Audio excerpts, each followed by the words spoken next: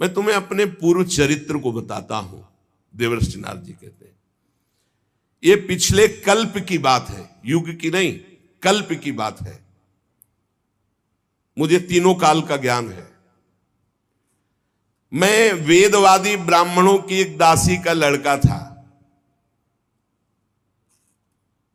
ये पहले बहुत सुंदर गंधर्व थे, उपबर्हण, जो देवर्षि नारद जी अपनी कथा सुना रहे कि मैं पूर्व जन्म में दासी पुत्र था। उसके पहले उपबर्हण नाम के गंधर्व थे और बहुत ही सुंदर थे। इनको इतना सब पसंद करते थे, चाहे कोई भी हो, कि इनका दर्शन करना, इनसे संभाषण करना। चित्ररथ गंधर्व ने 50 दिव्य सुंदर अपनी पुत्रियों को, उपबर्हण को ब्याहा था। बड़े ही सुंदर थे ये। एक बार ब्रह्मा जी ने भी इनको अपनी सभा में गाने के लिए बुलाया, उपबर्हण को, भगवान का यश गाने के लिए। अब ये उस सभा में तो गए, बहुत रूपवान थे, जो देखे लुभायमान हो जाए। तो ये भगवान का यश न गा करके जो अप्सराएं और सब, तो रूप सौंदर्य सांसारिक गाने लगे। ब्रह्मा जी गए, सभा में बुलाए गए हो, हरि यश गान करने के लिए तुमने सांसारिक रूपों का गायन किया, इसलिए तुम दंड के अधिकारी हो, जाओ नीच योनि को प्राप्त हो। तुम्हें गर्व है अपने इस रूप का, जाओ तुम नीच योनि को प्राप्त हो। शाप सुनते तत्काल शरीर क्षीण हो गया, नष्ट हो गया। और ये कालांतर में द्रुमिल गोप की पत्नी कलावती के गर्भ से प्रकट हुए। किसी कारण से द्रुमिल गोप जब पधार गए तो कलावती इनको एक लेकर, साधु सेवी ब्राह्मण थे, उनके यहां दासी भाव से रहकर इनका पालन पोषण करने लगी। तो वही कह रहे हैं कि मैं पिछले कल्प के अपने पूर्व जीवन में वेदवादी ब्राह्मणों की एक दासी का लड़का था। वर्षा ऋतु में चातुर्मास्य जैसे चल रहा है, तो महात्मा जन एक स्थान पर 4 महीने टिकते, प्रायः ऐसा था। पहले से वो स्थान देख लेते थे कि जहां 4 महीना भिक्षा मिलेगी, और वो 4 महीना वर्षा में एक जगह रहते थे। वो जब देव उत्तिष्ठिनी एकादशी आती है, तब फिर सब चातुर्मास पूर्ण करके भ्रमण करते थे। तो ऐसा ही उन ब्राह्मण के यहां चातुर्मास करने बड़े महात्मा जन आए। तो उन ब्राह्मण ने मुझको, मेरी बाल्यावस्था थी, देवर्षि नारद जी कह रहे, उन संतों की सेवा में नियुक्त कर दिया।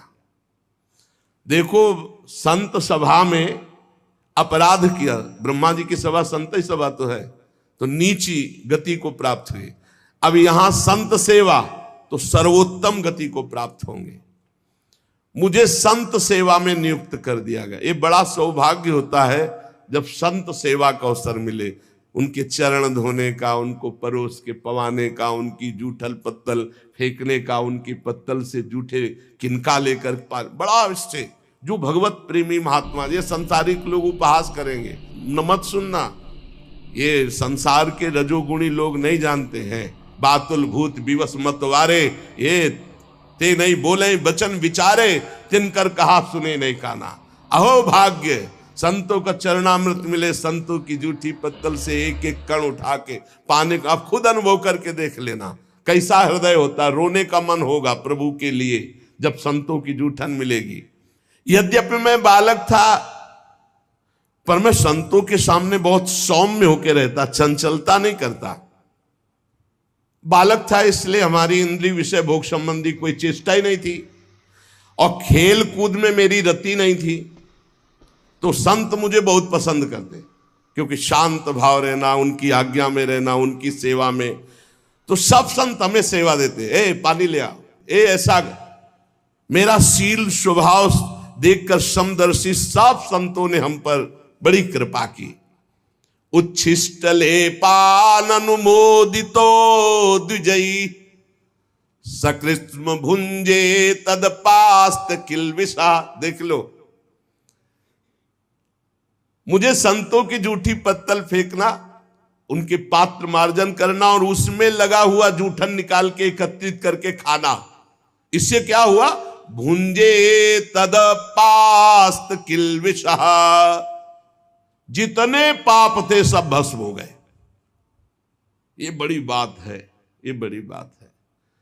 सब जनों को यही समझाते, जबरदस्ती आ गए, चलो संत सेवा में, चलो संत सेवा करो, चाहे आपको दोना पत्तल फेंक, कुछ भी करो। संत आ रहे हैं, आप इत्र छिड़को। संत आए, उनके चरण धो, एक रुमाल से पोछो, एक उनकी आरती करो, एक चंदन लगाओ, बैठा लो, भगवान की तरह उनको पवाओ, और जब पा के चले तो उससे जूठन उठाओ, एक एक किनका उठाकर एकत्रित करके पाओ। तो कह रहे सत्कृष्ण भुंजे तदपास्त किलविषा, सारे पाप भस्म हो गए। जो बर्तनों में, पात्र में लगी हुई जूठन होती, उसको एकत्रित कर लेता और एकांत में उसे पाता तो भगवान के लिए रोना आता, हृदय से सारे पाप नष्ट हो गए।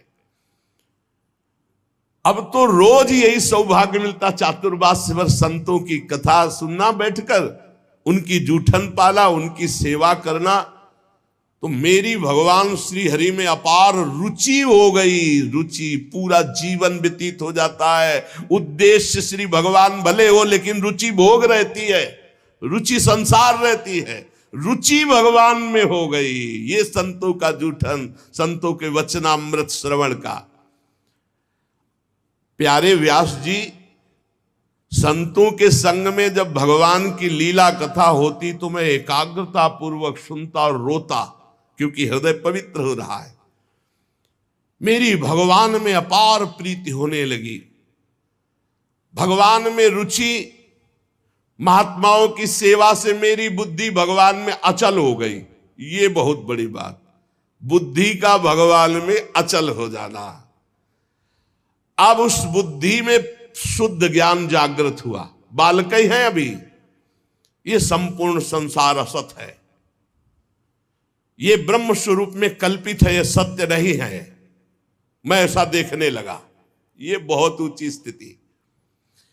इस प्रकार शरद और वर्षा, इन दो ऋतुओं में तीनों समय महात्माओं का चरण धोना, महात्माओं की जूठन पाना, महात्माओं के वस्त्र धोना, उनके पास बैठकर भगवान की चर्चा सुनना, मेरे चित्त से रजोगुण तमोगुण का पूरा नाश और विशुद्ध त्रिगुणातीत भक्ति का प्रादुर्भाव हो गया। तस्यैवं मेनुरक्तस्य प्रसितस्य हतैन सह श्रद्धानस्य बालस्य दान्तस्यानुचरस्य च। मेरा संतों में बड़ा अनुराग हो गया, बड़ी प्रीति हो गई। मैं विनय पूर्वक संतों से यदि कुछ लेना है तो दैन्य, जैसे भगवान को दैन्य प्रिय से संतों से मैं विनय पूर्वक बर्ताव करता। संत जन मेरी श्रद्धा, मेरा संयम, मेरी विनम्रता, आज्ञाकारिता, ये देख करके बहुत प्रसन्न हुए। जब जाने का समय हुआ तो मैं सब संतों के चरणों में लौटकर रोया कि अब कैसे जीऊंगा। 4 महीने आपका सानिध्य, चरणामृत, वचनामृत, उच्छिष्टामृत। उनमें से जो एक महापुरुष थे वे एकांत ले गए और उन्होंने भगवान के गुरुहितम ज्ञान का हमें उपदेश किया, जिसका उपदेश आगे भगवान ने उद्धव जी को किया है एकादशी स्कंद में। भगवान श्री कृष्ण के माया के प्रभाव को मैं जान गया। अब तो कुछ अच्छा नहीं लगा, कैसे भगवान मिले, कैसे भगवान का दर्शन। सत्य संकल्प व्यास जी पुरुषोत्तम भगवान श्री कृष्ण के प्रति समस्त कर्मों को समर्पित कर देने से और निरंतर भगवान की स्मृति से तीनों तापों का नाश करने वाला शुद्ध ज्ञान प्रकट हो जाता है। वो मेरे हृदय में प्रकट हो गया। अब तो जन्म मृत्यु चक्र में डालने वाली माया का मेरे ऊपर कोई प्रभाव नहीं। बड़ी प्रसन्नता हृदय में, पराभक्ति का प्रादुर्भाव। अब प्रभु का नाम गुण स्मरण बस यही चल पड़ा। प्रभु का नाम जप रहे, प्रभु की लीला गायन कर रहे, प्रभु का स्मरण कर रहे। कभी कभी एकांत में, हे प्रभु मैं आपको नमस्कार करता हूं, हे प्राणाधार आपका कैसे साक्षात्कार होगा, ऐसे प्रार्थना करता।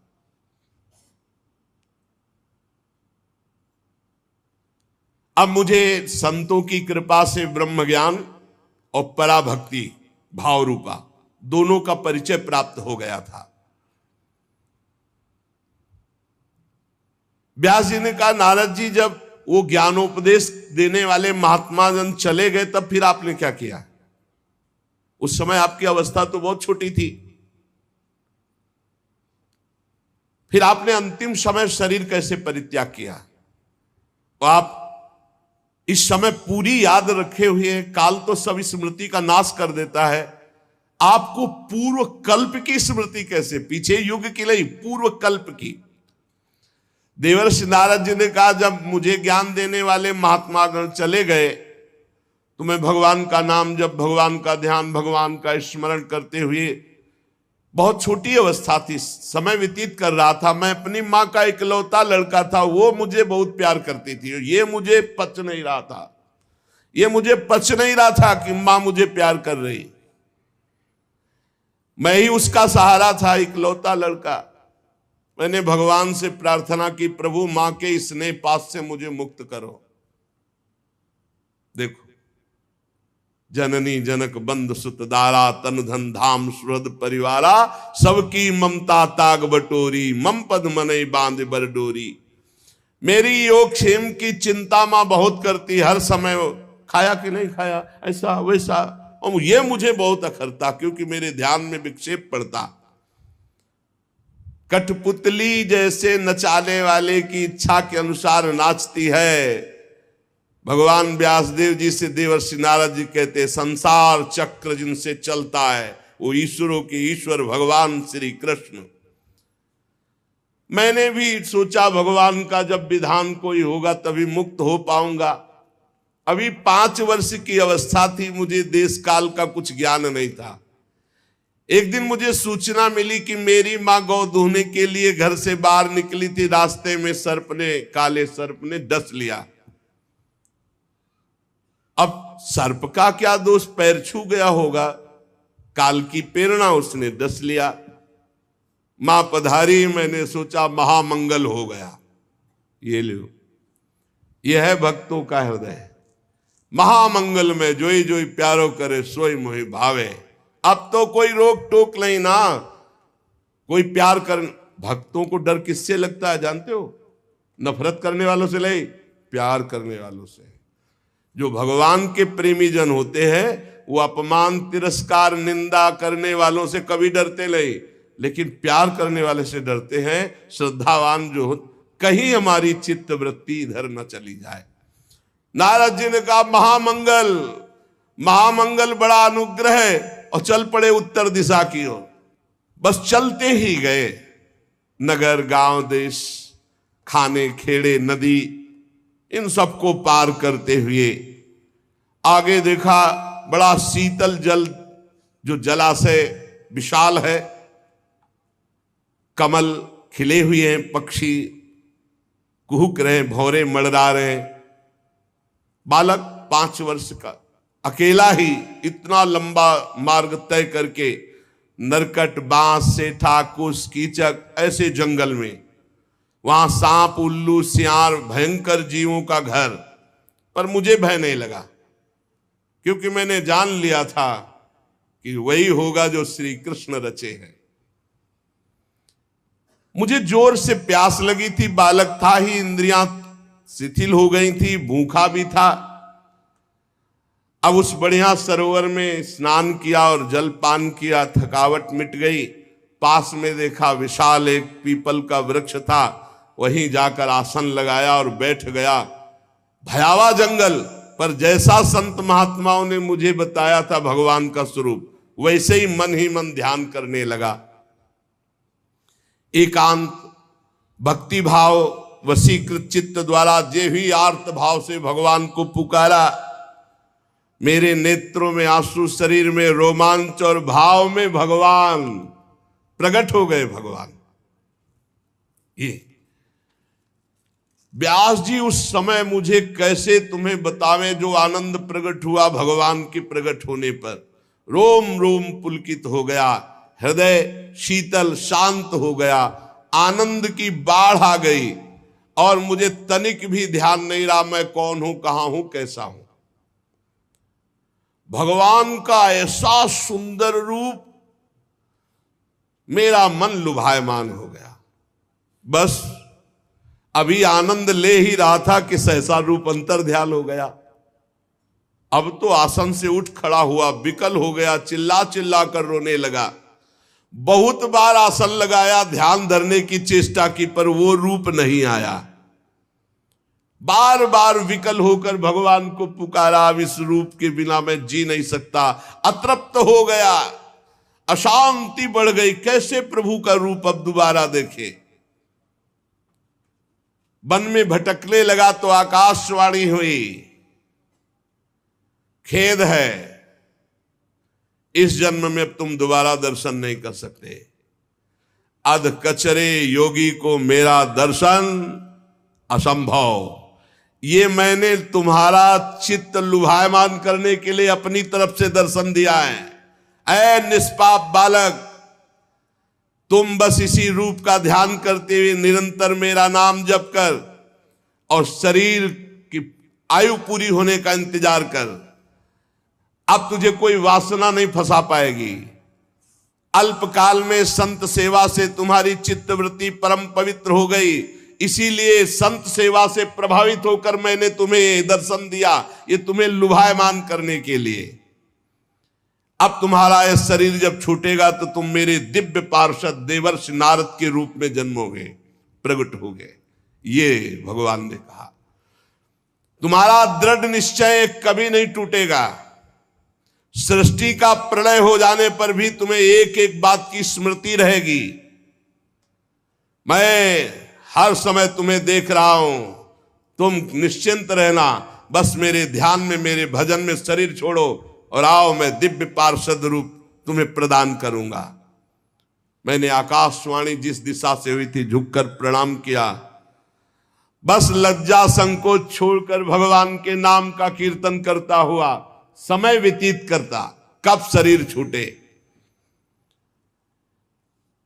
स्पृहा, मद, मत्सर ये सब नष्ट हो चुके थे। अब तो काल की प्रतीक्षा करता हुआ केवल विचरण करता। भगवान की कृपा से मेरा हृदय कृष्ण प्रेम से भर गया। जैसे बिजली कौंधती ऐसे अचानक मृत्यु आई और मेरे शरीर को नष्ट कर दिया। जे भी शरीर नष्ट हुआ तो सीधे भगवान के समीप गया और भगवान ने मुझे दिव्य चिदानंदमय देवर्षि नारद शरीर दिया। ये पांच भौतिक नहीं है, ये चिदानंद है। त्रिभुवन में कहीं भी वायु के समान देवर्षि नारद जी जाते और कभी मृत्यु नहीं होनी। प्रारब्ध कर्म पांच भौतिक शरीर में होते हैं, चिदानंद में नहीं। सबको चिदानंद मिलता है जो भगवान के निजन होते हैं, जैसे दास्य, सख्य, वात्सल्य, गोपी, सहचरी, ये सब चिदानंद स्वरूप।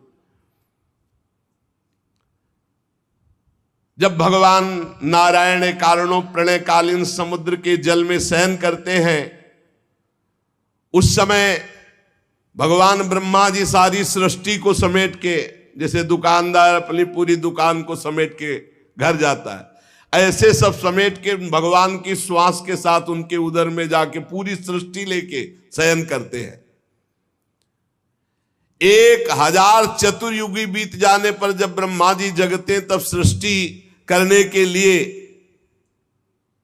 तीनों लोकों के जीव सब बाहर आ जाते हैं। फिर दुकान फैला दी। ये ऐसे ही चल रहा है। मैं भगवान की कृपा से वैकुंठ से लेकर अनंत जितनी रचना है सब में बिना रोक टोक के विचरण करता हूं। मेरा कभी एक क्षण के लिए भी भगवान का भजन नहीं छूटता। और भगवान ने मुझे अपने कर कमल से स्वर ब्रह्म ये वीणा दी है, और इस वीणा में सा रे गा मा पा ध नी, सा षडज, र ऋषभ, गा गांधार, मा मध्यम, पा पंचम, धा धैवत और ना निषाद, ये सातों स्वर, सातों राग, ये सब विराजमान है इस वीणा में। षडज, ऋषभ, गांधार, मध्यम, पंचम, धैवत, निषाद, सा रे गा मा पा ध नी। ये विभूषित दिव्य वीणा है। इसमें मैं भगवान के नाम का और लीलाओं का गायन करता रहता हूं, और जब चाहता हूं उसी समय प्रभु प्रकट होकर मुझे दर्शन देते हैं। जब जब जहां पुकारा भगवान वही है। कैसा सौभाग्य ये भजन का फल। तुरंत बुलाने पर तुरंत आकर भगवान हमें दर्शन देते। देवर्षि नारद जी कह तुरंत आहूत यु में शीघ्रम दर्शनम याति चेतसी। हे कृष्ण, तो उसी समय जिस समय पुकारा तो कह रहे हैं आहूत यु में शीघ्रम दर्शनम याति चेतसी, उसी समय शीघ्रता पूर्वक भगवान आते हैं। जिन लोगों का चित्त निरंतर विषय भोगों की कामना से आतुर हो रहा है, उनके लिए बात समझना भी बड़ा कठिन होगा। लेकिन यदि वो भी नाम जप करने लगे, भगवान की लीलाओं का गायन करे, तो मेरा अपना अनुभव है कि इसी से उनको भगवत प्राप्ति हो जाएगी। ये काम और चोट, लोभ की, मोह की, क्रोध की ऐसी बार बार दे रहे हृदय में, भगवान के नाम जप से और लीला गायन से जैसी शांति मिलती वैसी किसी और साधना से नहीं। बार बार इस बात को पकड़ लो। यम नियम आदि योग मार्गों से वैसी शांति नहीं मिलती।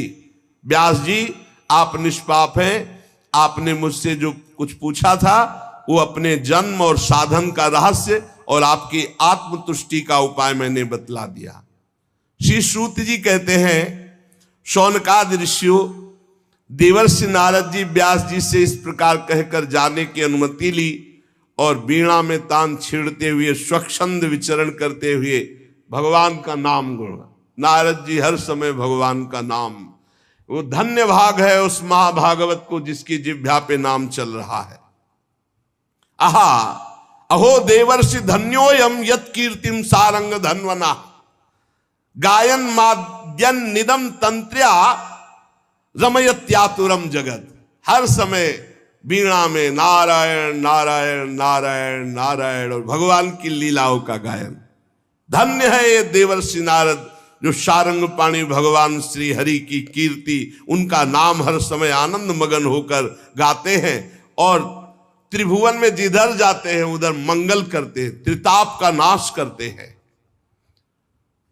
श्री शौनक जी ने पूछा, सूत जी, सर्वज्ञ एवं सर्वशक्तिमान भगवान व्यास देव जी ने जब नारद जी का ये वचन सुना, फिर उनके चले जाने पर उन्होंने क्या किया? श्री सूत जी ने कहा, ब्रह्म नदी सरस्वती के पश्चिम तट पर शाम्याप्रास नामक एक आश्रम है। वहां ऋषियों के यज्ञ चलते ही रहते हैं। वहीं व्यास जी का अपना आश्रम है। उसके चारों ओर बेर का सुंदर वन है। उस आश्रम में बैठकर उन्होंने आचमन किया, बद्रीवन, और स्वयं अपने मन को समाहित किया।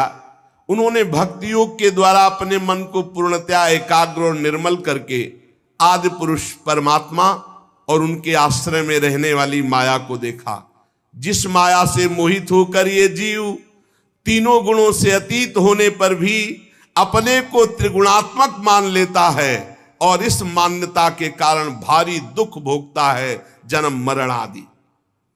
इस अनर्थों की शांति का साक्षात साधन है केवल भगवान का निरंतर चिंतन।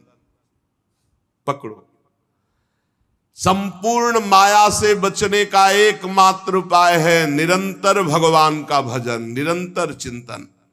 परंतु संसार के लोग इस बात को नहीं जानते हैं। यही कारण है कि उनकी दुर्गति होती है।